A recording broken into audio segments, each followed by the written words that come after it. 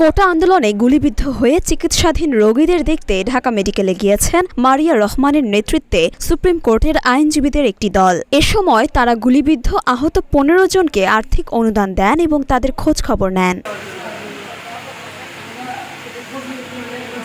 সোমবার বিকেলে ঢাকা মেডিকেলের ১০২ নম্বর ওয়ার্ডে যান তারা এবং তাদের পরিবারের সঙ্গে কথা বলেন। পরে ১৫ জনকে তারা আর্থিকভাবে অনুদান দেন।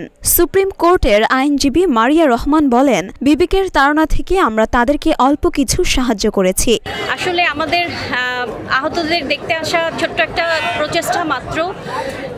আমরা আসলে কিছুই তেমন করতে পারি নাই, অল্প কিছু আমরা একটু সাহায্য করেছি তাদেরকে নিজের বিবেকের তাড়না থেকে, যাতে তারা একটু তাদের পাশে একটু দাঁড়ানো।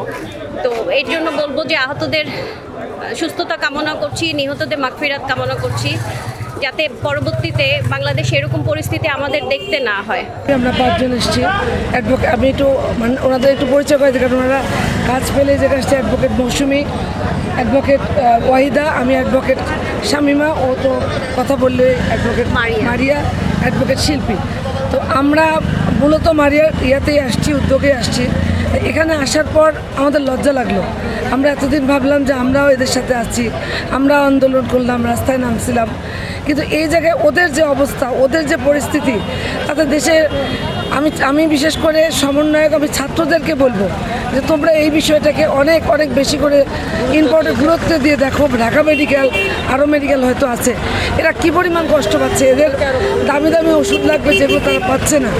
আমরা সবাই মিলে অন্য কিছুর চেয়ে বোধহয় এদেরকে সুস্থ করাটা, যেটা বললো, যেটা জরুরি, এটুকুই আমার বলার, যে আমরা সবাই যেন আগে ওদেরকে সুস্থ করি।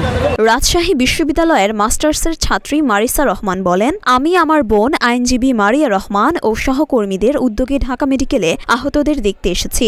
আমরা দেখেছি বাংলাদেশের ওপর দিয়ে কি একটা বিপদ বয়ে গেছে। এ সময় সুপ্রিম কোর্টের আরও কয়েকজন আইনজীবী উপস্থিত ছিলেন।